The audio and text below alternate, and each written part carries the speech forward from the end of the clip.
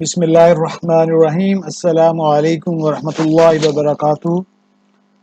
Welcome to the online course on the entrepreneurial mindset from IBA Karachi Center for Entrepreneurial Development.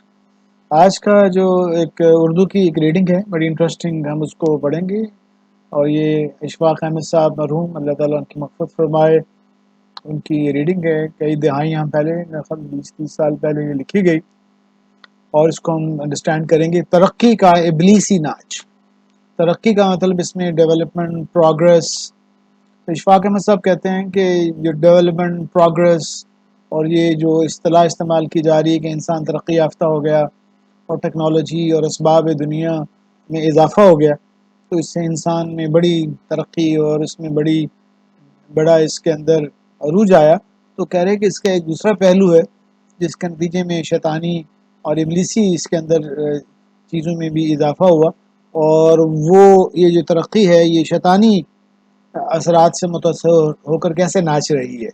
تو یہ ایک بہت interesting پہلو ہے، اور اس ریڈنگ کو ہم نے انٹرپرینیورل مائنڈ سیٹ کے ساتھ اس لیے ایڈ کیا ہے کہ جو انٹرپرینیورل مائنڈ سیٹ اور انٹرپرینیورشپ پلس ماڈل جو اس کورس کا مرکزی کردار ہے، اس کے اندر اس بات کو بھی انڈرسٹینڈ کرنا بہت ضروری ہے کہ ہماری جتنی بھی انٹرپرینیوریل کاوشیں ہیں وہ جو ہیں وہ ابلیسی ناچ سے ان کی بچت ہو جائے، اور وہ فلاح اور کامیابی اور انسانی چین، اطمینان، سکون کا بھی ذریعہ بن جائے.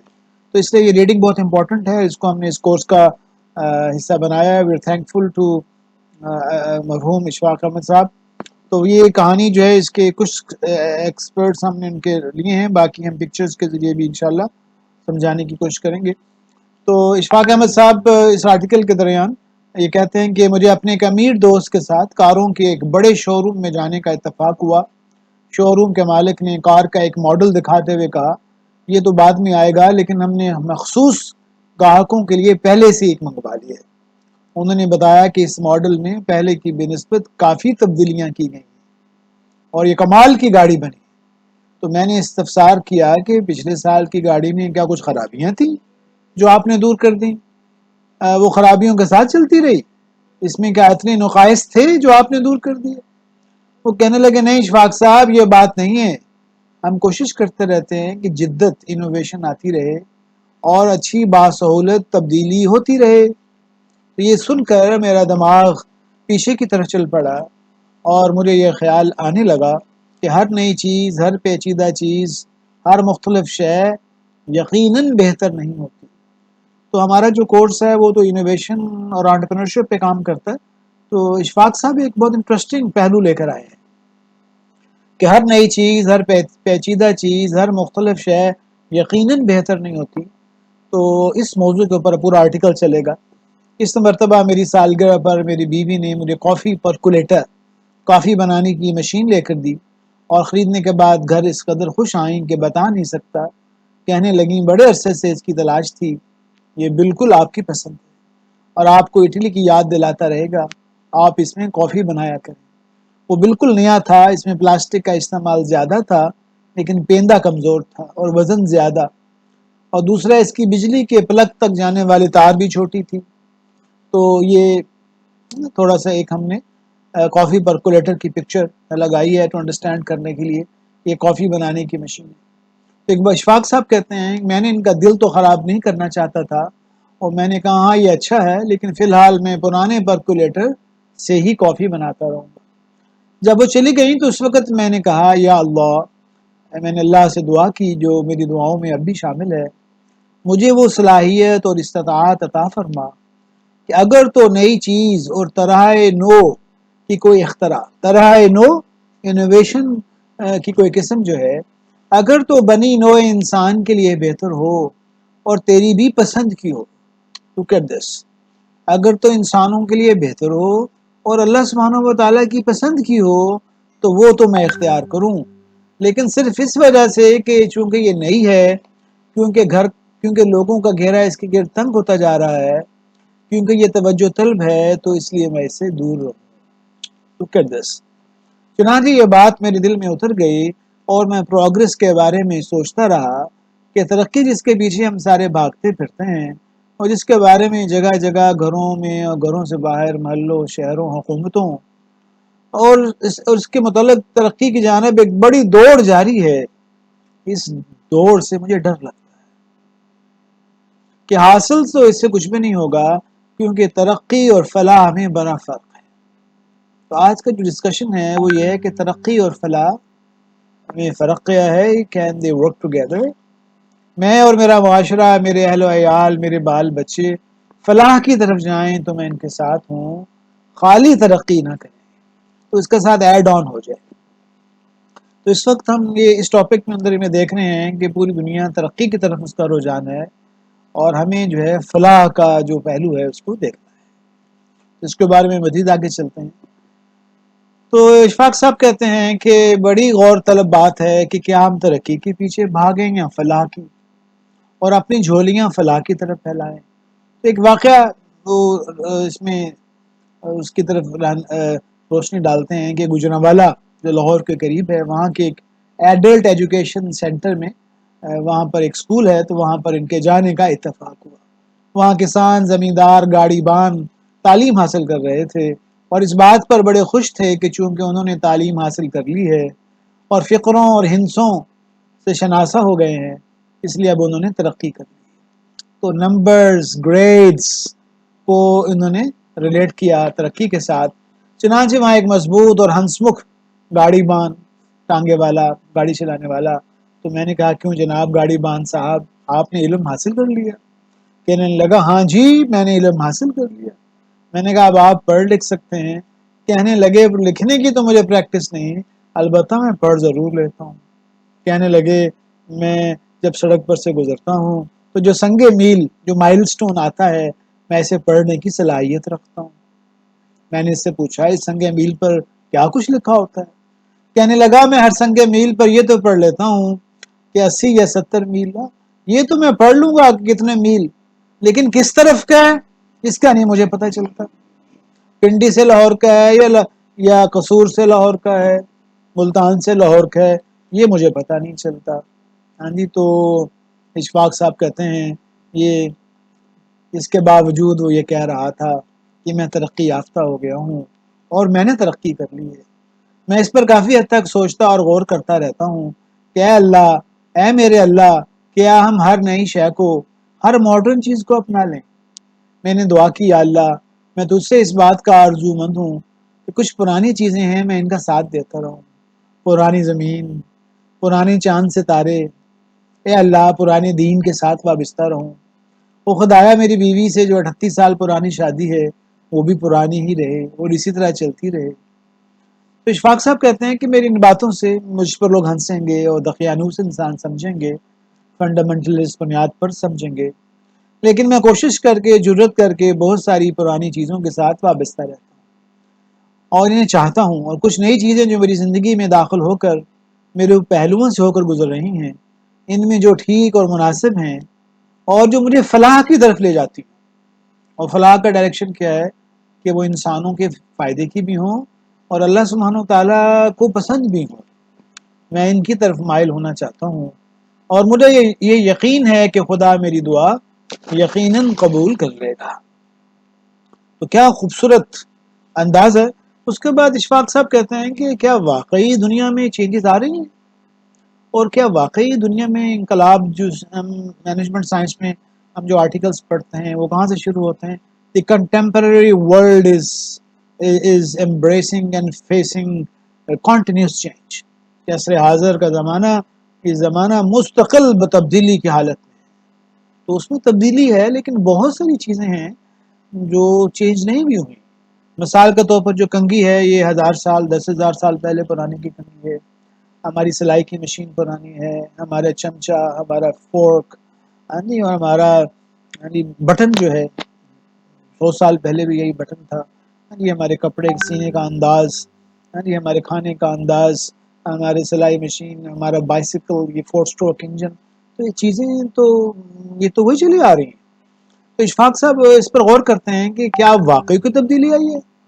تو وہ ایک کہانی کا آغاز کرتے ہیں کہ جناب کہنے لگے کہ میں غور کرتا رہا کہ آج سے سینکڑوں اور ہزاروں سال پہلے جو ہے وہ یہ جو جنگلوں کے رہنے والے یہ شکار کیسے کرتے تھے. کسی جنگلی بھینسے کو انہوں نے پکڑنا ہوتا تھا تو کیا کرتے تھے؟ تو اشفاق صاحب کہتے ہیں کہ یہ جو ہمارے بھائی تھے جنگلوں میں رہنے والے، یہ ڈھول باجے اور تاشے اور چمٹے یہ لے کر ایک دائرہ بناتے تھے، اور جنگل میں جو شکار تھا اس کے گرد دائرے کی شکل میں ان چیزوں کو بجاتے بجاتے اور اس کے گرد گھیرا تنگ کر لیتے تھے، اور وہ شکار کنفیوز ہو کر وہاں پریشان ہو کر درمیان میں گر جاتا تھا، اور اس کو یہ پکڑ کر پھر اس کو ذبح کرتے تھے، اپنے استعمال میں لے آتے تھے۔ تو شکار کا جو یہ طریقہ تھا پکڑنے کا، اس کو اشفاق احمد صاحب کہتے ہیں شور مچا کر، اور پنجابی میں کہتے ہیں رولا پا کے، رولا ڈال کر، شور مچا کر، یہ یعنی اپنی بات کو اتنا ہائی لائٹ کرو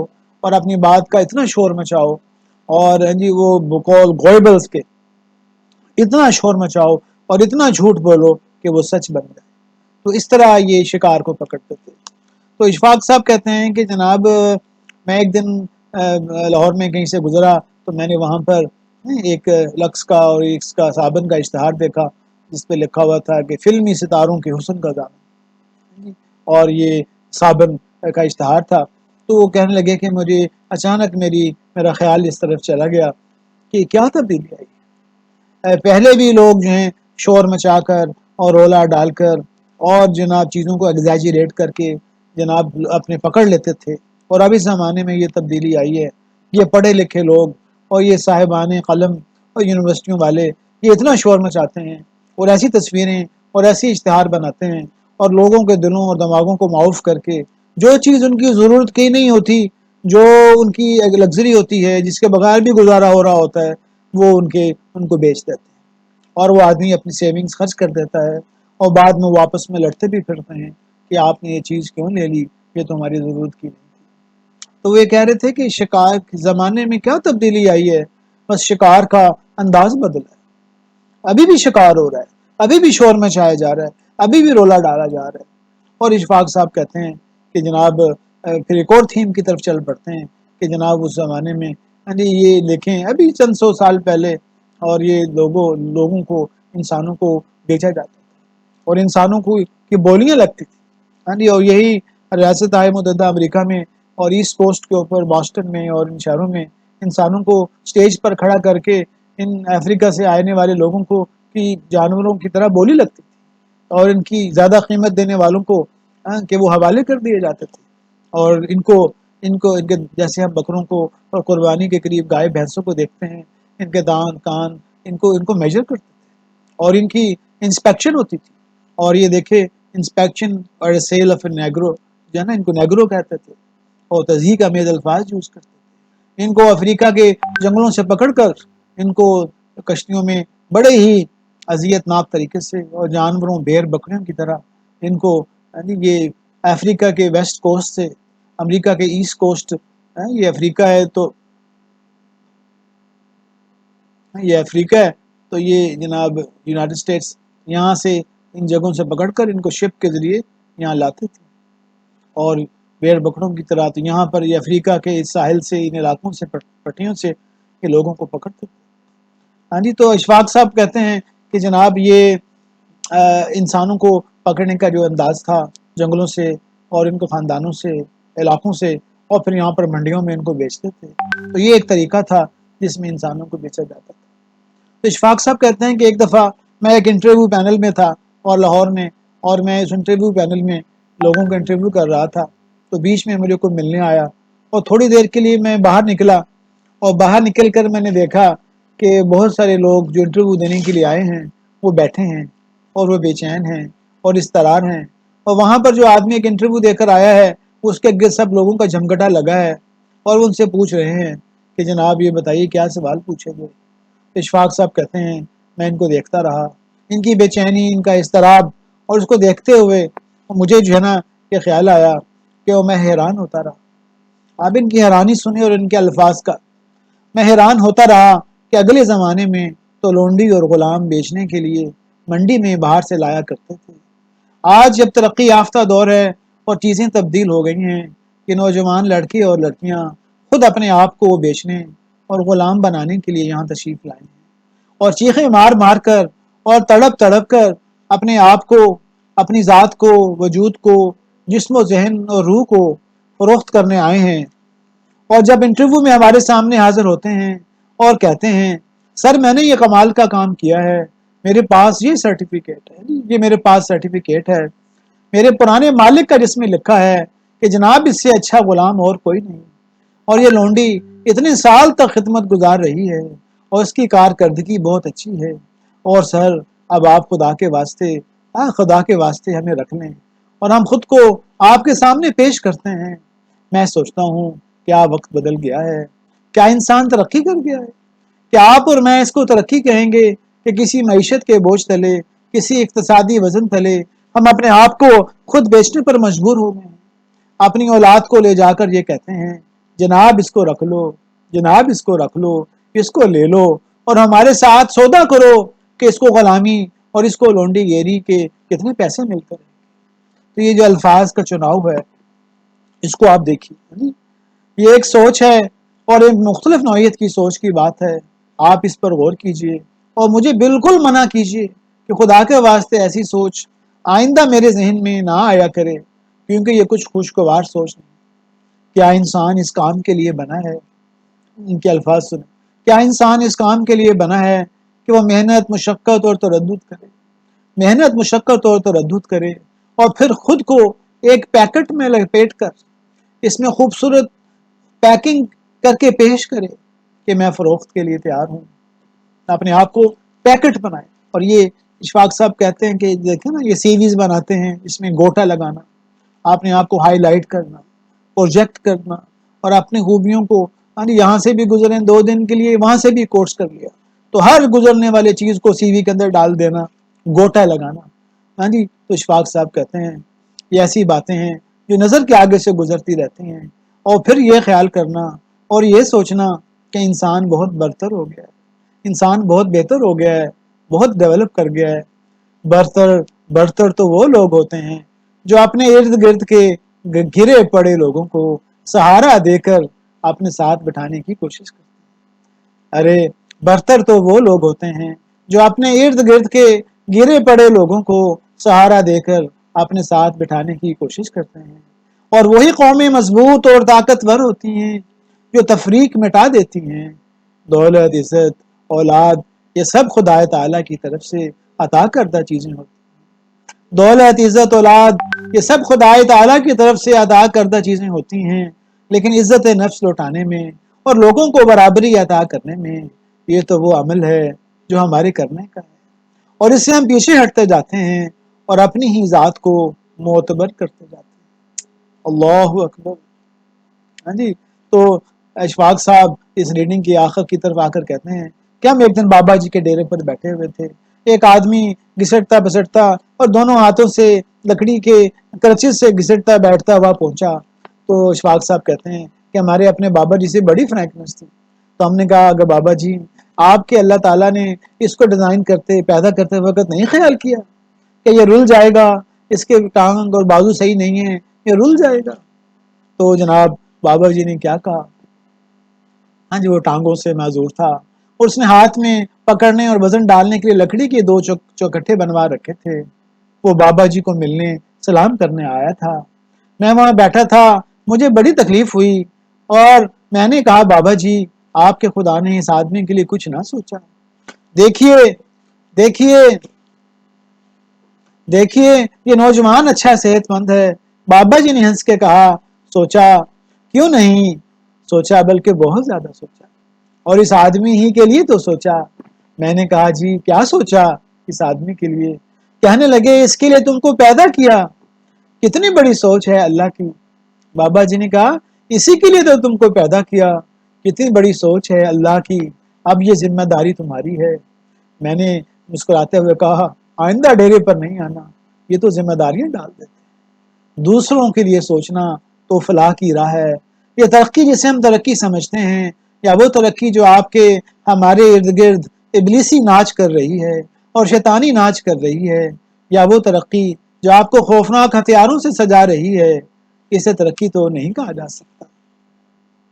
اور اس آرٹیکل کو کنکلوڈ کرتے ہیں کہ دیکھیے کہ 25-30 سال پہلے کا آرٹیکل، یعنی آج سے کچھ عرصہ قبل آپ جانتے ہیں اس دنیا میں 2 سپر پاورز تھیں اور ان کا آپس میں بڑا مقابلہ رہتا تھا اور وہ کاغذی جنگ لڑتے ہوئے اور الیکٹرانکس کی لڑائی لڑتے ہوئے آپس میں ہمیشہ ایک دوسرے سے تقابل کرتے تھے اور ایک دوسرے کو یہ تانا دیتے تھے کہ میں تم سے بڑی ہوں، دوسری پہلے کو تانا دیتی، اور وہ اپنی سپر پاور اور ترقی کی پرکھ اور پیمانہ یہ بتاتی تھیں کہ تم 10 سیکنڈ میں 1 ملین افراد کو ملیامیٹ کر سکتی ہو، اور ہم 5 سیکنڈ کے اندر 1 ملین انسان ہلاک کر سکتے ہیں، اس لیے ہم بڑی سپر پاور ہیں۔ اس کے علاوہ انہوں نے کبھی تقابلی مطالعہ میں یا معاملہ میں یا کسی اور بات پر فخر ہی نہیں کیا۔ تو کیا انسانیت اس راہ پر چلتی جائے گی؟ اور جو علم ہمیں پیغمبروں اور انبیاء علیہ الصلوۃ والسلام نے عطا کیا ہے اور جو باتیں انہوں نے بتائی ہیں، وہ صرف اس وجہ سے پیچھے ہٹتی جائیں گی کہ ہم نئی چیزیں اور نئے لوگ حاصل کرتے چلے جا رہے ہیں۔ تو مائی ڈیئر پارٹیسپینٹس، آپ یہ دیکھیے کتنا پاورفل آرٹیکل۔ تو انٹرپرینیورل مائنڈ سیٹ کے کورس میں اس بات کو آواز اٹھائی جا رہی ہے کہ جناب ہماری انٹرپرینورشپ، ہماری انوویشن اور ہماری انٹرپرینوریل ایکٹیویٹیز وہ فلاح والی ہوں، وہ ایسی ہوں جس میں انسانوں کو فائدہ ہو اور اس کائنات کے خالق اور مالک اور رب الجلال والاکرام کو راضی کرنے والی ہوں۔ ایسی چیزیں ہوں جن سے ہمارا مالک ہم سے راضی ہو جائے، اور جب ہمارا دنیا سے جانے کا وقت ہو تو ہمیں وہ سرٹیفکیٹ مل جائے، یا ایتھا النفس المطمئنہ، اے نفس مطمئنہ ارجعی الی ربک راضیۃ مرضیہ فادخلی فی عبادی وادخلی جنتی۔ اے نفس مطمئنہ، تو آجا لوٹ آ میری طرف اور میں تجھ سے راضی ہو گیا اور تو میری جنتوں میں داخل ہو جا۔ تو اس دعا کے ساتھ کہ اللہ تعالیٰ ہمیں فلاح والی انٹرپرینیورل اسپرٹ اور مائنڈ سیٹ عطا فرمائے۔ Thank you very